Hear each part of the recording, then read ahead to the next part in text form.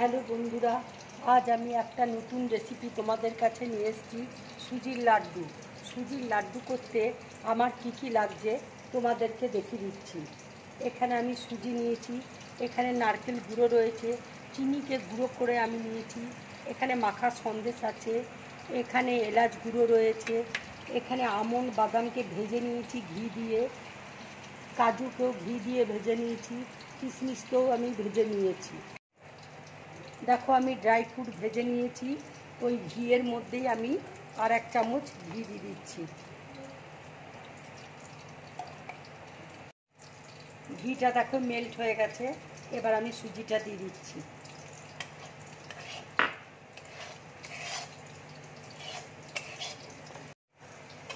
দেখো সুজিটা হালকা করে ভাজা হয়ে এসছে, এবার আমি নারকেল গুঁড়োটা দিয়ে দিচ্ছি, দিয়ে আমি ভালো করে ভেজে নেব।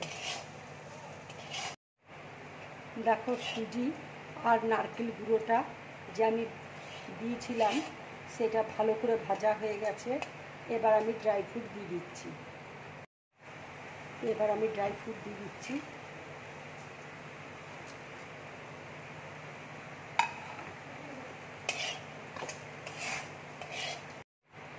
এবার আমি মাখা সন্দেশ দিয়ে দিচ্ছি।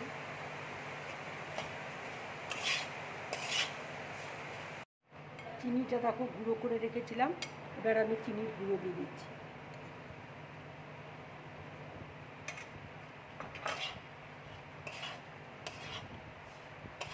এবার দেখো আমি দুধ দিয়ে দিচ্ছি।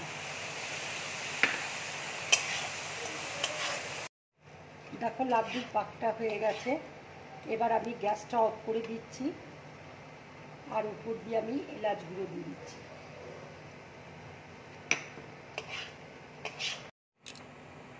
এবার দেখো আমি প্লেটের মধ্যে ঢেলে নিচ্ছি।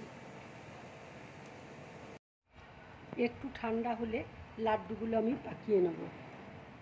আর দেখো আমি লাড্ডুগুলো করে নিচ্ছি, তোমরা এইভাবে করবে।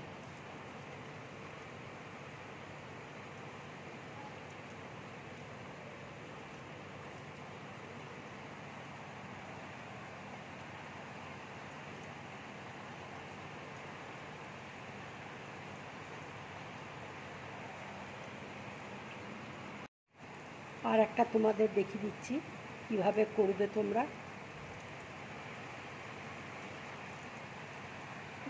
ঠিক এইভাবে তোমরা করবে, এরকম লাড্ডু করে খাবে, ভীষণ ভালো লাগবে।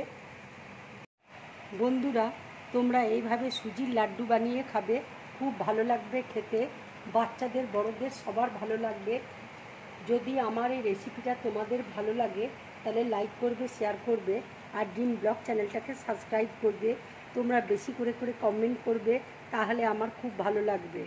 নমস্কার।